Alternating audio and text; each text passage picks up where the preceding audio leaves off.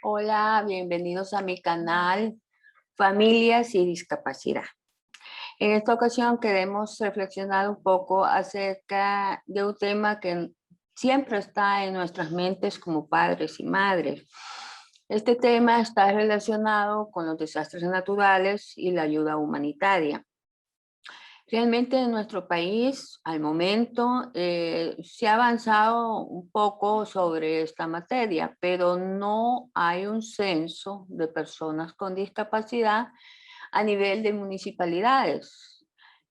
¿Esto para qué nos podría ayudar? Nos ayudaría en caso de un desastre como un terremoto, por ejemplo, a ubicar de inmediato las personas con discapacidad y poder dar la atención debida de acuerdo a la convención. ¿Qué debemos hacer como familias frente a estas calamidades, ¿no? Tenemos que crear nuestros propios protocolos.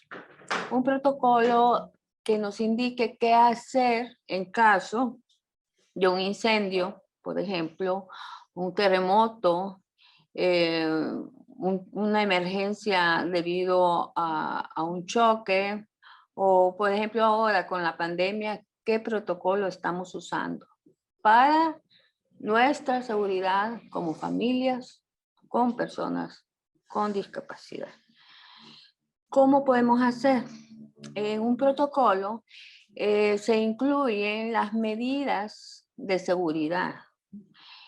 Por ejemplo, en la pandemia, las medidas a la entrada a la casa, cómo limpiar tus zapatos, tus manos, tu cuerpo, todo eso debe de estar eh, entendido así 100% por todos los miembros de la familia.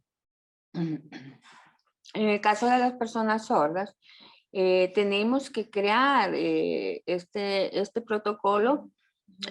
Si no saben ellas lengua de señas o no saben leer y escribir, al menos con muñequitos, con ilustraciones. Pero no se debe dejar sin protocolo a las personas con discapacidad. Lo ideal sería que todos los lugares del país, incluyendo escuelas, alcaldías, municipalidades, hospitales, unidades de salud, todas tengan un protocolo. Y no es solo así en general, un protocolo para todas las personas con discapacidad en general. No, tiene que ser un protocolo, imagínense ustedes, especial para cada discapacidad. Porque no va a ser lo mismo un protocolo para una persona con baja visión que para una persona que se maneja en silla de ruedas o una persona sorda. Son diferentes protocolos. Entonces esperamos pues que las nuevas municipalidades, los nuevos diputados puedan, pues los nuevos alcaldes, perdón, puedan todos hacer sus protocolos tomando en cuenta a las personas con discapacidad, porque no lo pueden hacer sin tomar en cuenta a las personas con discapacidad. Dentro de las familias, que es lo que nos ocupa, tenemos que también tener protocolos que hacer en un caso, por ejemplo, de un incendio, de un terremoto. ¿Qué familiares, quiénes van a poder atender nuestro llamado de emergencia? El caso, por ejemplo, que una familia con discapacidad quede atrapada en una casa, por poner un ejemplo, ¿quién las va a ayudar? O sea, ¿quién va a decir, en esta casa vive una persona con discapacidad, viven niños, viven ancianos, pero vive una persona con discapacidad?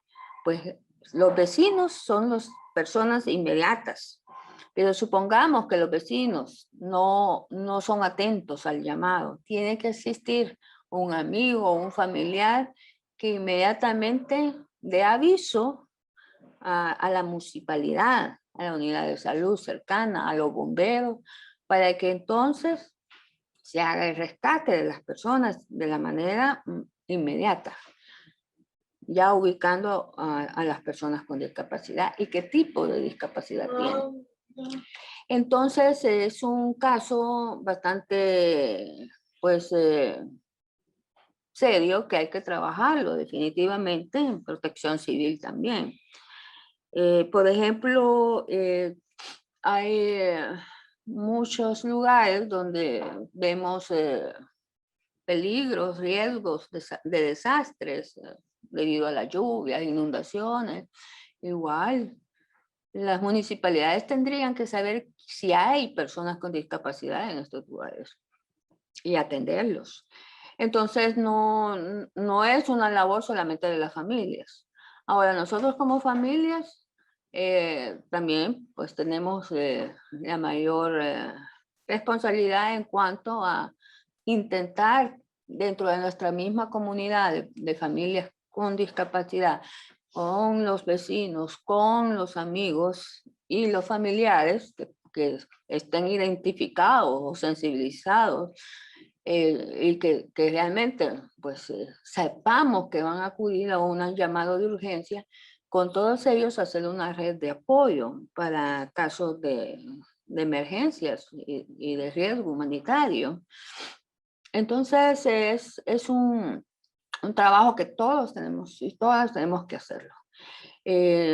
Durante la pandemia hemos tenido como personas con discapacidad muchas experiencias. Por ejemplo, en el caso de las personas con baja visión o ceguera, es totalmente problemático ir, por ejemplo, a comprar al súper o al mercado, porque no pueden tocar, no pueden ir tocando los productos para saber qué producto están comprando. Porque se contaminarían, ¿no? En el caso de las personas sordas, el problema que se da primordialmente es el uso de la mascarilla, porque con la mascarilla ellos no pueden pues mover los labios y que tal vez los oyentes le entiendan algo de lo que están diciendo. Entonces las mascarillas también en las personas oyentes es una barrera terrible porque la persona sorda no logra leer los labios de la persona oyente, por lo menos el 30% cuando pueden leer los labios. Y es realmente muy serio ese problema. Muchos países han hecho mascarillas transparentes y otros han puesto soy sordo en la mascarilla de tela, bueno, sobre la mascarilla normal, una de tela con el logo, ¿no? Pero en fin, todas esas barreras las tenemos que romper y crear pues, los mecanismos necesarios para rescatar y darle la prioridad a las personas con discapacidad en las épocas de crisis y las épocas de desastres. Tenemos, de acuerdo a lo que yo he ido investigando, por ejemplo, además de los desastres naturales que yo les mencionaba, en casos de emergencia humanitaria, ya les dije, accidentes, incendios, pandemias. Acá también entra muy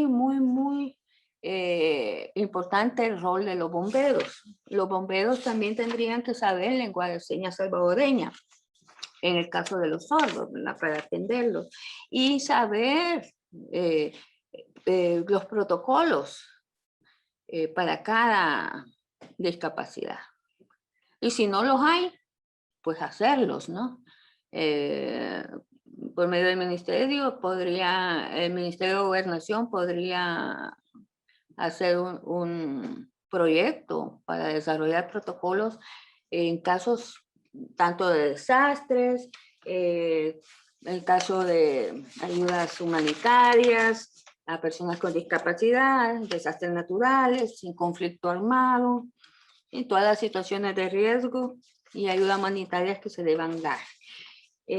Aparte de todo estos que tienen que estar incluidos también en las políticas gubernamentales, ¿no? Y como les decía, las familias tenemos nuestro rol, ¿verdad? Un rol básico e importante, porque si nosotros nos organizamos como familias, podemos crear ya una plataforma de rescate y salvaguarda de las vidas de las personas con discapacidad en este tipo de problemas, conflictos, pues eventualidades que se dan en todos los países, en cualquier momento un terremoto, un incendio, un accidente. Entonces, las familias tenemos que estar comunicadas y tenemos que apoyarnos unos con otros. Bueno, más adelante podremos hablar un poco, quizás más profundidad, cómo podríamos hacer un protocolo.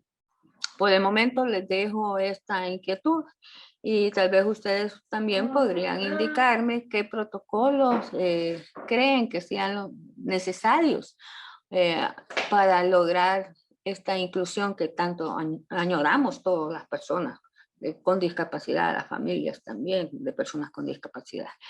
Muchas gracias y nos vemos hasta la próxima.